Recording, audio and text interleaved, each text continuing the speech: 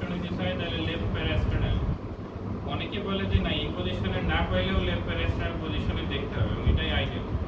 কারণ এই ওইটার বেস্ট মেন ওভারই হচ্ছে লেফট ল্যাটারাল পজিশনে মাইট্রাল স্টেনোসিস হয়তো প্রথম শোনা যেতে পারে, যেটা আপনি এখন পাচ্ছেন।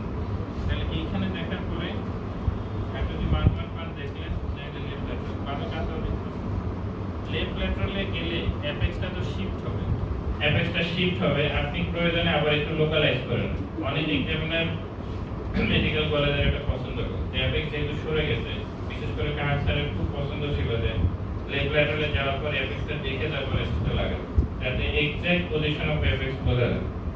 যদি করা যায় ভালো, বেশি সময় লাগবে না, না করলেও খুব একটা অসুবিধা নেই। বেলটা ঘুরে নিয়ে একটু চেক করে নিতে পারেন। তারপরে আপনি শ্বাস নেন, ছাড়েন, বন্ধ, কষ্ট হলে শ্বাস নেন।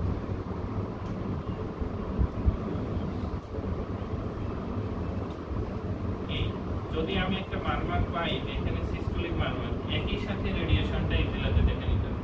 যেমন সিস্টোলিক মারমার আছে, আপনি শোয়া অবস্থায় রেডিয়েশনটা এই পর্যন্ত চেক করে নিন, তাহলে আপনার মাইট্রাল এরিয়ান সব মেন ওভার শেষ।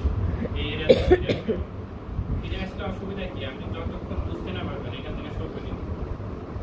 আপনি যতক্ষণ বুঝতে না পারবেন, যদি সরে যান তাহলে আপনাকে ফিরে আসতে হবে, অন্য এরিয়াও আপনি মনোযোগ দিয়ে দেখতে পারবেন। এখানে স্টোরি দিয়ে চিন্তা করবেন ওখানে আমি কি শুনছিলাম, ওটা মাইট্রাল স্টেনোসিস নাই। আমরা এই করতে করতে এই তিন এরিয়া দেখা শেষ, ওইখানে কিছুই ছিল না, এখানে অ্যাওর্টিক স্টেনোসিস ছিল, আপনি মিস করে বসেন।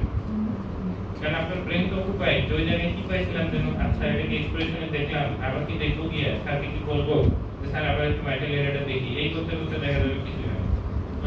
এই জন্য এই কনফিডেন্সটা তৈরি করতে হবে। একইভাবে ট্রাইগ্যাস্পিড এরিয়া, এটা মেন ওভার করতে হবে, এখানে হাত দিয়ে দেখতে হবে। পালমোনারি এরিয়া, পালমোনারি এরিয়াতে breath hold after breath holding after inspiration aortic, এটা আমি পুরো দেখাচ্ছি না। লিডিং ফরওয়ার্ড নিয়ে একটা প্রবলেম, লিডিং ফরওয়ার্ড বসে দেখো,